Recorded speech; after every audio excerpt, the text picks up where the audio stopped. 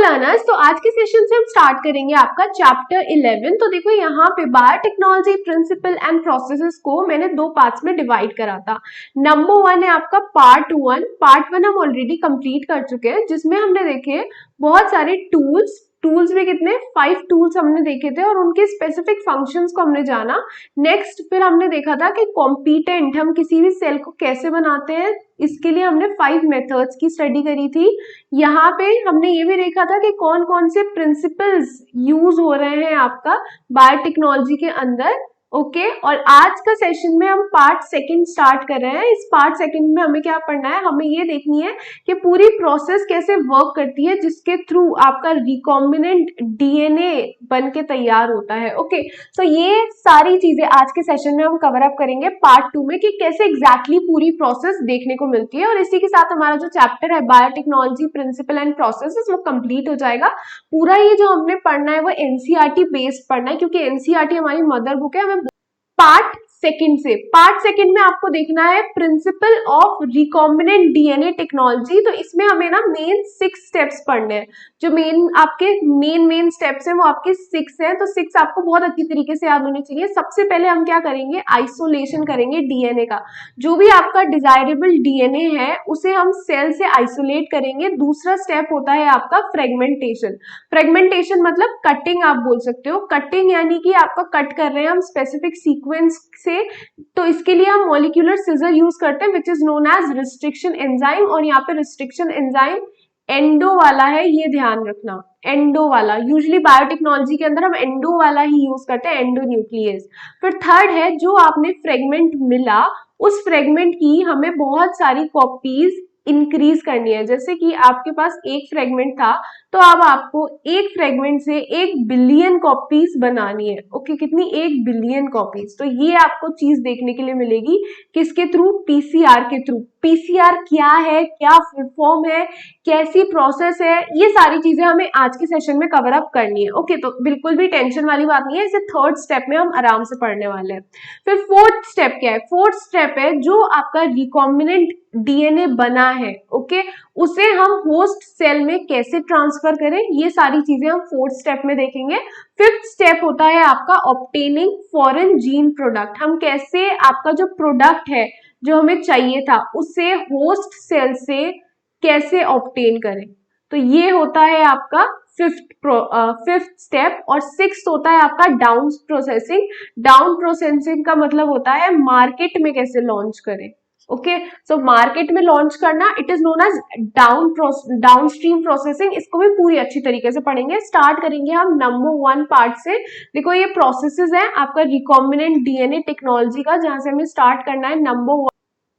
Okay तो first step जो है हमारा वो है हमारा आइसोलेशन ऑफ जेनेटिक मटेरियल। तो हम सब जानते हैं कि जो न्यूक्लिक एसिड है, न्यूक्लिक एसिड में क्या आते हैं, न्यूक्लिक एसिड में आपके दोनों आते हैं, डीएनए भी आता है और आरएनए भी आता है। तो न्यूक्लिक एसिड में जब दोनों आते हैं डीएनए और आरएनए, तो ये आपका जेनेटिक मटेरियल है दोनों ही, ठीक है। और यहाँ पे हर किसी ऑर्गेनिज्म में आपको देखने के लिए मिलते हैं विदाउट एक्सेप्शन, मतलब कोई एक्सेप्शन ही नहीं है जिसमें न्यूक्लिक एसिड ना मिलता हो। कोई ऐसा ऑर्गेनिज्म हो ही नहीं सकता, एग्जिस्ट ही नहीं कर सकता। तो अगर हमें डीएनए चाहिए उसके अंदर से, क्योंकि हमें रिकॉम्बिनेंट डीएनए बनाना है, तो हम क्या करेंगे, टू कट डीएनए हमें ये चाहिए कि वो डीएनए प्योर फॉर्म में हो, किसी चीज के अंदर बाउंड ना हो। तो हमें पता है कि सेल के अंदर, न्यूक्लियस के अंदर आपको देखने के लिए मिलता है, ये सेल है, ये सेल का न्यूक्लियस है, इस न्यूक्लियस के अंदर आपको डीएनए देखने के लिए मिलता है। तो हम यहाँ से डीएनए को कैसे बाहर निकालें, ये एक इंपॉर्टेंट चीज रहती है। और बाकी सारी जो प्रोटीन्स हैं, आरएनए है, पॉलीसेकेराइड है, लिपिड्स आपको देखने के लिए मिल रहे हैं, इन सारी चीजों को कैसे हटाएं, तो इसके लिए हम यूज करते हैं एंजाइम्स। ओके तो एंजाइम्स क्या करते हैं, बाकी सारी चीजों को खा जाते हैं, डाइजेस्ट कर जाते हैं, और जो आपका इंपॉर्टेंट पार्ट है डीएनए वो रह जाता है। तो फिर इसे हम आगे अपनी प्रोसेस में यूज कर सकते हैं। ओके तो इसके लिए हम एंजाइम्स यूज करेंगे। तो नंबर 1 है, अगर आपका बैक्टीरिया सेल से, जो आपका बैक्टीरिया का सेल है उसे आपको उससे डीएनए चाहिए, तो हमें उसके लिए क्या, हम कौन सा एंजाइम यूज करते हैं, it is known as lysozyme. तो ये वाला क्वेश्चन ना ये आपके 1 मार्क में आ जाते हैं, बहुत इंपॉर्टेंट है कि कौन से बैक्टीरिया, अगर हमारे पास बैक्टीरियल सेल है तो हम किस एंजाइम से उसे ट्रीट करेंगे टू ऑब्टेन डीएनए, तो इसके लिए हम यूज करेंगे लाइजोजाइम। अगर हमारा प्लांट सेल है तो प्लांट सेल के डाइजेशन के लिए हम यूज करेंगे सेल्यूलेज, क्योंकि देखो प्लांट सेल जो होती है वो सेल्यूलोज से बनी हुई होती है, तो cellulase enzyme is the perfect. जो बैक्टीरिया की सेल है अगर मैं उससे देखूं अच्छी तरीके से तो वो आपका बनी हुई होती है पेप्टाइडोग्लाइकन से, राइट। फिर आपका फंगल सेल या फिर आप बोल सकते हो फंजाई जो सेल होता है वो आपका काइटिन से बनी हुई होती है, तो उस पे जो एंजाइम यूज करा है काइटिनेज। हमेशा बच्चों एक चीज याद रखना, एंजाइम जब भी बात होती है तो एंजाइम का अगर आप लास्ट वाला वर्ड देखोगे ना तो एज होगा, ओके। लाइजोजाइम में नहीं है, बट एज यूजुअली आपको अगर हम देखें 5 आउट ऑफ 4 सारे इतने एंजाइम में ना आपको एज देखने के लिए मिलेगा, बहुत इजीली, बहुत ही कम आपको देखने के लिए मिलेंगे जिसमें आपका एज नहीं होगा उन एंजाइम में, एज हम यूज करते हैं, ओके।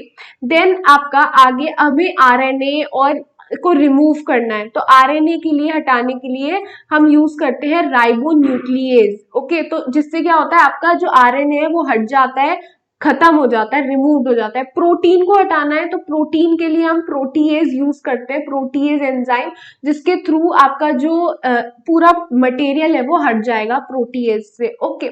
फिर और भी बहुत सारे अलग अलग चीजें हैं कि हमें बिल्कुल अलग कर देना है, डीएनए को बहुत अच्छी तरीके से आइसोलेट करना है, प्योरीफाई करना है।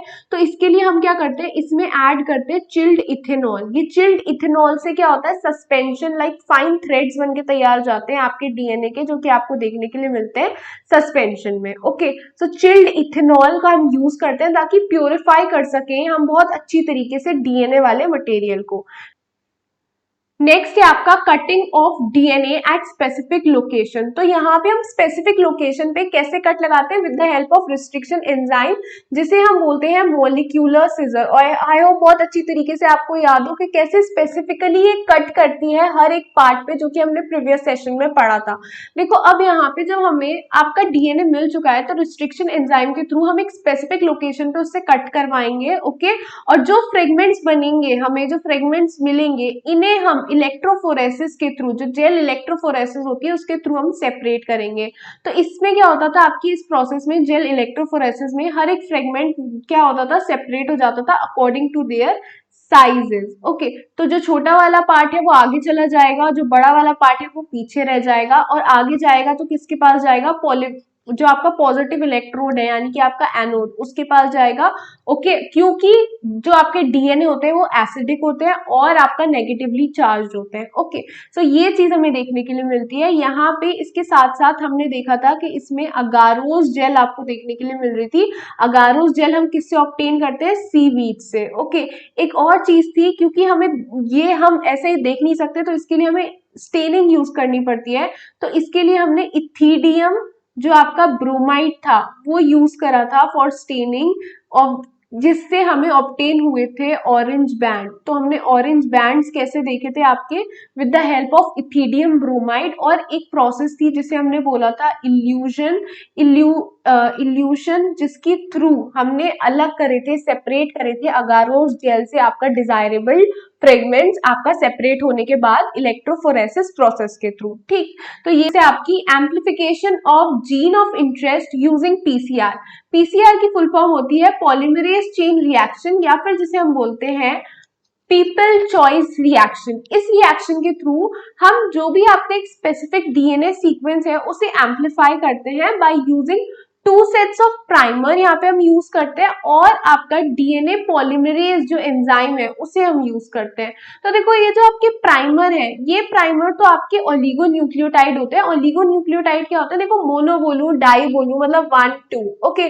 जब मैं बात करी ओलिगो की, तो ओलिगो का मतलब होता है 10 to 18। तो यहाँ पे आपको कितना नंबर देखने के लिए मिलता है, 10 to 18 न्यूक्लियोटाइड्स आपको देखने के लिए मिलते हैं, जो आपका एंजाइम डीएनए पॉलीमरेज है। तो यहाँ पे दो कॉमनली हम एंजाइम्स यूज करते हैं, एक का नाम होता है टैक पॉलीमरेज, दूसरे का नाम है वेंट पॉलीमरेज।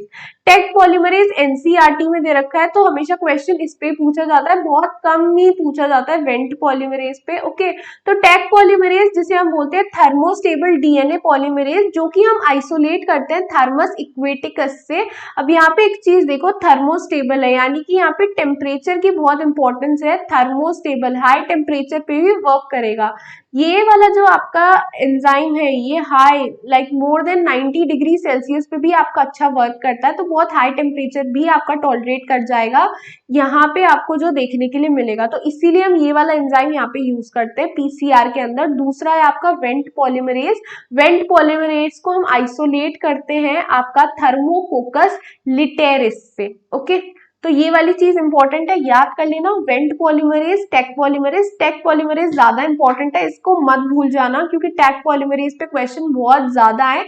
अभी हम देखेंगे कि कैसे और क्या किस स्टाइल में क्वेश्चन पूछे गए। ओके, तो सबसे पहले डिस्कवर करा था, डेवलप करा था आपका कार्ली मूलिस ने इन 1983 और उन्हें नोबेल प्राइज भी मिला है, नोबेल प्राइज फॉर केमिस्ट्री 1993 पे आफ्टर 10 इयर्स। ओके, तो ये वाली चीज याद रख लेना है यहाँ पे। एक आपका पॉलीमरेज चेन रिएक्शन है, इसकी 3 स्टेप्स होती है। नंबर 1 डीनेचुरेशन, अनीलिंग और एक्सटेंशन। तो डीनेचुरेशन नंबर 1 है, दूसरी स्टेप है अनीलिंग और थर्ड स्टेप है आपकी एक्सटेंशन। तो इस डायग्राम के थ्रू हम सबसे डील करेंगे। देखो यहाँ पे क्या होगा, ये आपका डबल स्ट्रैंडेड डीएनए और ये आपकी फर्स्ट प्रोसेस है डीनेचुरेशन की। यहाँ पे क्या होगा, जो आपके पूरे ये जो बॉन्ड्स है वो टूटेंगे और दोनों स्ट्रैंड्स बिल्कुल अलग अलग हो जाएंगे। नेक्स्ट स्टेप होती है आपकी अनीलिंग। अनीलिंग में क्या होता है, प्राइमर आता है और प्राइमर यहाँ पे अटैच होता है दोनों ही साइड में आपका डीएनए के स्ट्रैंड से, और ये वाला प्राइमर सिर्फ एक ही कंडीशन में वर्क करता है विच इज 5:3। ओके, तो 5:3 डायरेक्शन में ही ये वर्क करेगा, तो वो अपने अकॉर्डिंग अटैच हो जाएगा। यहाँ पे तो क्योंकि 3:5 डायरेक्शन है तो यहाँ पे यहीं पे अटैच हो जाएगा 5:3 डायरेक्शन में। हाउएवर यहाँ पे जाके दूसरा वाला आपका प्राइमर अटैच होगा क्योंकि वो 5:3 डायरेक्शन में ही वर्क करता है। ओके, इसके बाद आपका थर्ड स्टेप आता है एक्सटेंशन का। यहाँ पे प्राइमर अपना काम करते जाएंगे और पूरा आपका स्ट्रैंड बनके तैयार हो जाएंगे दोनों के अलग अलग। यहाँ पे थर्ड जो स्टेप है एक्सटेंशन का, इसमें आपका पॉलीमरेज, डीएनए पॉलीमरेज, वो भी कौन सा, टेक पॉलीमरेज, क्योंकि यहाँ पे हाई टेम्परेचर होगा। टेम्परेचर कितना किस प्रोसेस में होगा वो भी हम देखेंगे। वो यहाँ पे काम करता है, वो क्या करता है, यहाँ से आपका आरएनए प्राइमर को हटाएगा। ओके, तो ये इसका मेन इंपॉर्टेंट काम है। तो एक्सटेंशन वाली प्रोसेस में आपको ये देखने के लिए मिलेगा टेक पॉलीमरेज के थ्रू। यहाँ पे ये अगर मैं साइकिल को अप्रोक्स 30 साइकिल रिपीट करूंगी सेम साइकिल को, तो आपको एक डीएनए के फ्रेगमेंट से लगभग 1 बिलियन कॉपी बनके तैयार मिल जाएंगी। ओके, सो यहाँ पे जो डीनेचुरेशन है ये कितने डिग्री सेल्सियस पे होती है, तो 94 degree Celsius to 96 degree Celsius. हर बुक में आपको अलग अलग देखने के लिए मिलेगा।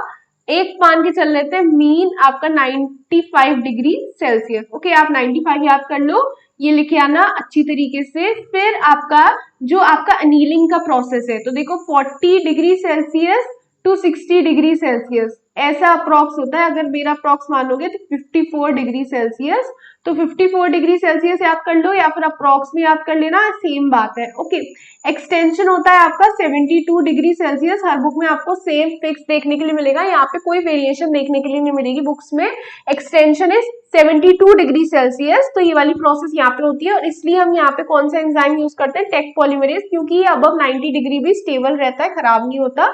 तो यहाँ पे हम ये वाला एंजाइम यूज करते हैं आपका पीसीआर में। तो एक और बार देख लेते हैं। नंबर 1 प्रोसेस है आपकी डीनेचुरेशन, जिसमें दोनों अलग अलग हो जाएंगे। फिर अनीलिंग में प्राइमर का रोल है और एक्सटेंशन में जो आपके प्राइमर है वो रिमूव हो जाएंगे और आपके दोनों अलग अलग बनके तैयार हो जाएंगे। ओके, सो यहाँ पे अभी इसे हम पढ़ भी लेते हैं डीनेचुरेशन की प्रोसेस को। तो डीनेचुरेशन क्या है आपका, डीएनए इज डीनेचर्ड, मतलब वो अलग अलग हो जाता है क्योंकि यहाँ पे हाई जो आपका टेम्परेचर होता है बहुत ज्यादा हाई होता है विच इज 95 डिग्री सेल्सियस। तो हर एक स्ट्रैंड बहुत अलग अलग हो जाता है। दूसरा स्टेप आता है आपका अनीलिंग। यहाँ पे 2 सेट्स ऑफ प्राइमर काम करते हैं अपने अकॉर्डिंग, क्योंकि 5:3 डायरेक्शन में ही उन्हें काम करना है। और फिफ्थ स्टेप होता है थर्ड स्टेप होता है आपका एक्सटेंशन का, जहाँ पे डीएनए पॉलीमरेज जो है वो भी आपका टेक पॉलीमरेज, वो यहाँ पे आके वर्क करता है और ऐड करता है nucleotide complementary to the template, और आरएनए जो प्राइमर है उन्हें हटा देता है। ओके, सो ये चीज आपको देखने के लिए मिलती है। फिर आपका इस पीसीआर को यूज करके लगभग हम 1 बिलियन कॉपीज का प्रोडक्शन कर सकते हैं सिर्फ एक डीएनए के फ्रेगमेंट से। ओके, अब इस पे बेस्ड क्वेश्चन देखो, यहाँ पे जो फर्स्ट क्वेश्चन था हमारे पास, name a pathogen of which disease is best detected by PCR. तो पीसीआर को यूज करके हम यूजुअली एचआईवी पेशेंट्स का को डिटेक्ट करते हैं। एचआईवी जो आपका पैथोजन है इसे डिटेक्ट करते हैं। देखो इससे क्या होगा, हमने हमारे पास सिर्फ एक फ्रेगमेंट से हमने 1 बिलियन कॉपीज बना ली, 1 बिलियन, राइट, अप्रोक्स मान के चल देते हैं।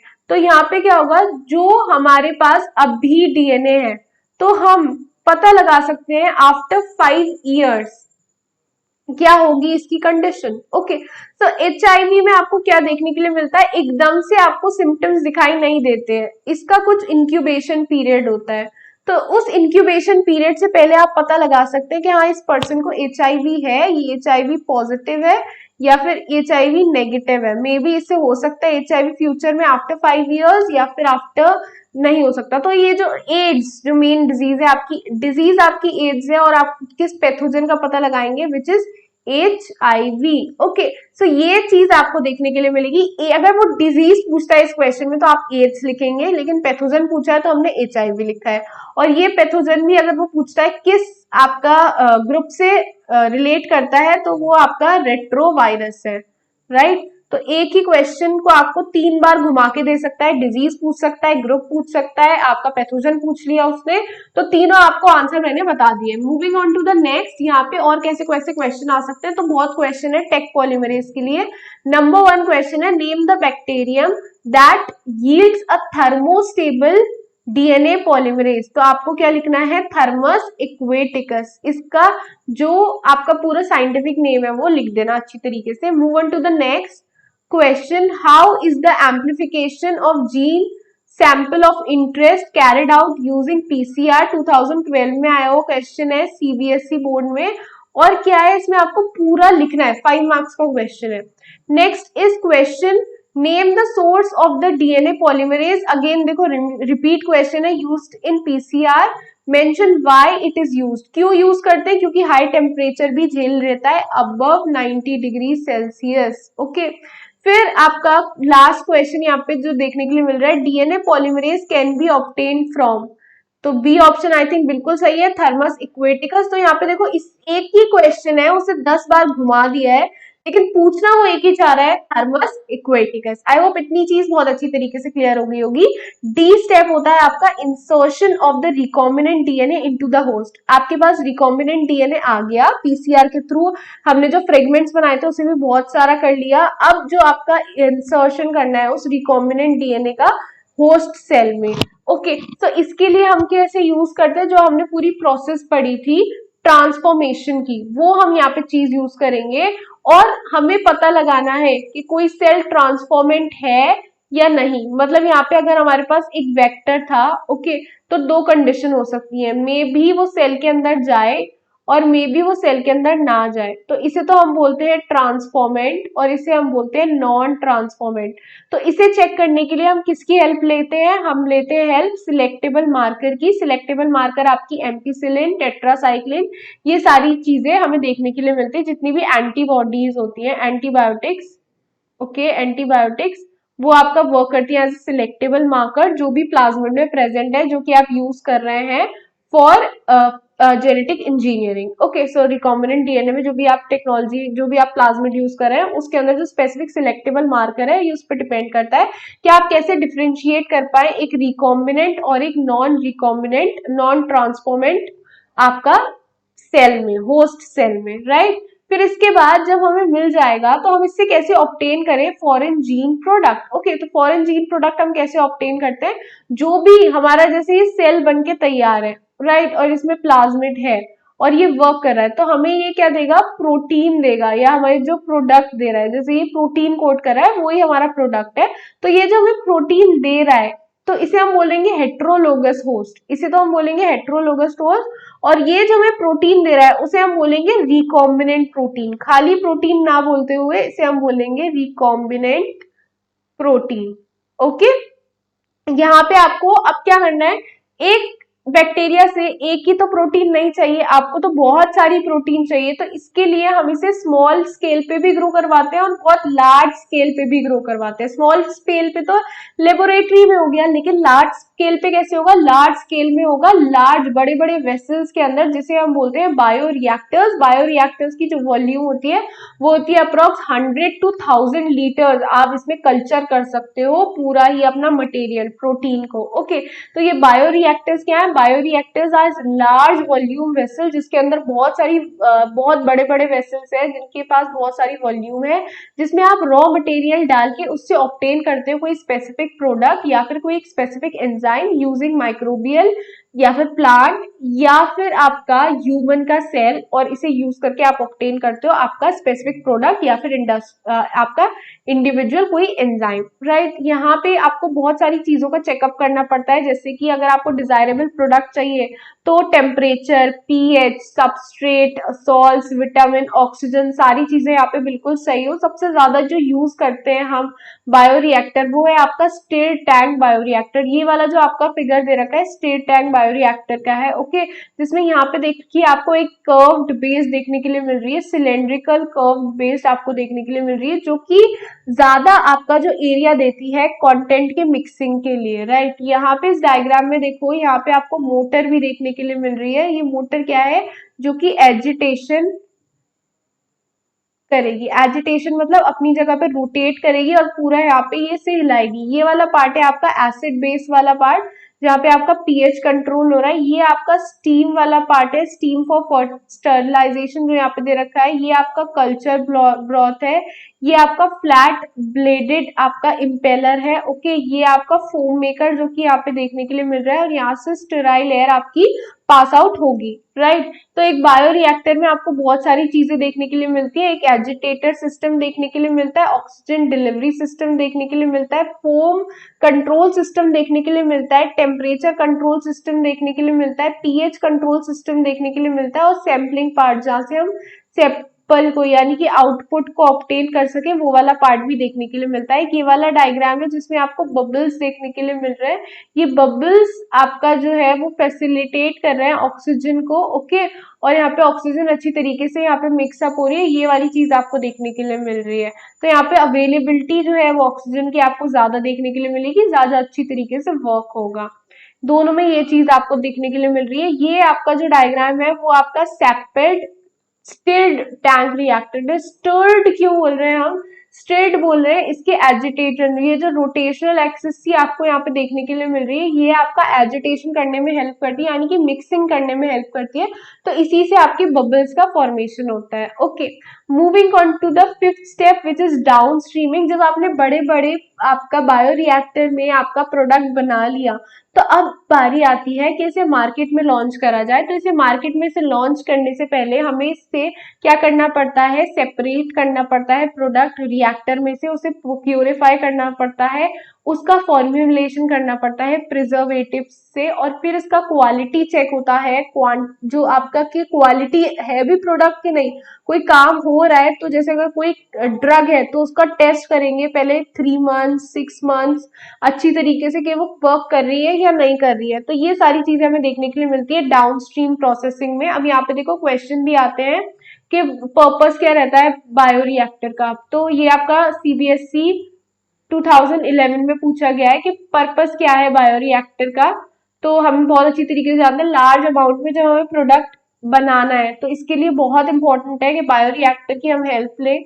ओके, आपको बताना है कि highlight difference between a flask, normal flask in your laboratory and a bioreactor. I hope ये एग्जाम्पलर का क्वेश्चन है, एनसीईआरटी एग्जाम्पलर, आप बहुत अच्छी तरीके से आंसर कर पाएंगे। देखो यहाँ पे ना तो एजिटेशन आपको देखने के लिए मिल रहा है, ये जो आपके इतने सारे स्टेप्स है ना, ये वाली चीज। ओके, ये ई और ये एफ होगा। ओके, ये एफ पॉइंट है। तो ये आपका जो 6 पॉइंट है ये बहुत इंपॉर्टेंट है। ये आपको एक नॉर्मल जो आपका लेबोरेटरी वाला फ्लास्क होता है ना उसमें देखने के लिए नहीं मिलते। तो ये 6 पॉइंट्स आप यहाँ पे मेंशन कर सकते हो इस वाले क्वेश्चन में, तो आपका आंसर आपको मिल जाएगा। तो आई होप इतनी चीज हमें समझ में आ गई होगी आपको बहुत अच्छी तरीके से। तो हमने इस चैप्टर के थ्रू ना आपका लाइक एनसीईआरटी एग्जाम्पलर, आपके important questions, previous year questions, वो सारी चीजें कवर अप कर ली। ओके, तो आई होप आज का सेशन आपको अच्छा लगा। तो आपको क्या करना है, सेशन को लाइक, शेयर, सब्सक्राइब एंड या आपको कोई भी डाउट आता है आप टेलीग्राम ऐप पे पूछ सकते हो मुझसे। Thank you for connecting and we will meet in the next video.